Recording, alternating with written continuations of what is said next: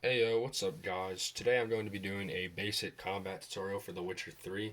This is just going to go over like dodging, positioning, how you should move during combat, strong and light attacks, as well as some sign use and some tips that I think are essential and will help you guys in your playthroughs of The Witcher 3. Now, this guide is going to be pretty easy to follow as long as you know the basic strong and light attacks, which I don't really think I need to explain because if you are watching this video, I'm assuming you did the tutorial and you just want a little bit of extra advice and stuff like that. But anyway, guys, I will see you in the next clip.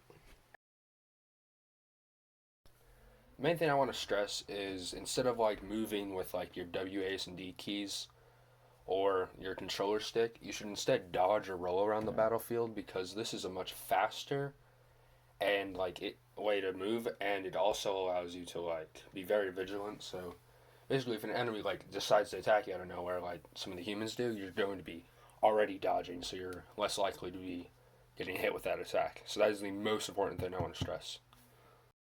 So this is a simple yet effective maneuver that in the last clip I just showed you, I kind of showcased. It's that after an attack, you always dodge backwards because this gives you a chance to like get to better ground and be able to observe your enemies, seeing which ones are coming towards you, and then like repositioning your attack to hit those enemies coming after you.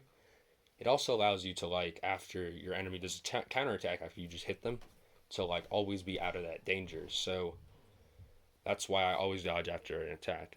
This is also really important when like let's say you miss an attack like Geralt does so often with his strong attacks. You then want to jump backwards so you're not getting hit by an enemy who just witnessed you missing an attack. The next thing I want to cover is human combat. And if you're anything like me, this is the hardest part of combat in Witcher 3. Seeing as they're a lot more humans are a lot more unpredictable than monsters and they like fight differently and they don't have the exact same attack pattern every time and they almost adapt to where you are better than monsters. The main thing you want to keep in mind is that humans have a stamina bar which allows them to block most of your attacks.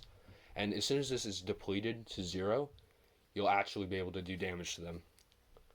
On certain enemies, they're going to parry and block and counterattack all your attacks. So you're not going to be able to do any damage to them unless you wait for them to swing and then hit them. This is also important with shield bearers because a counterattack is the only way you're going to be able to do any damage to him unless you get his stamina all the way down, which is a lot harder to do.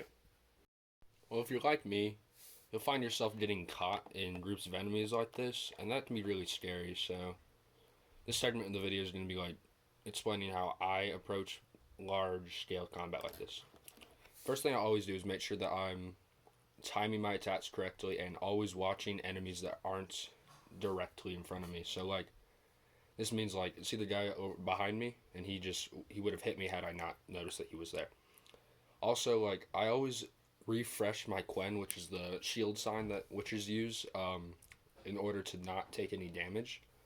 Because if you're wearing the feline gear like I usually main, which is the light armor because I like the stamina boost, you will find yourself getting hit a lot and taking lots of damage. So I tend to just use Quen to like get out of combat like that and avoid damage. It also, if you upgrade Quen enough, you find that you can have this exploding shield perk, which like knocks enemies around and it does damage to them when they hit you. So that's important. I also use Igni like this just to deal with like lots of enemies. I wasn't using it at the beginning of the fight just because I was focusing on not getting hit. But when you start weathering down the numbers of enemies, you'll find that combat like this isn't as hard as it would look. It's just very chaotic and you have to be aware of your surroundings.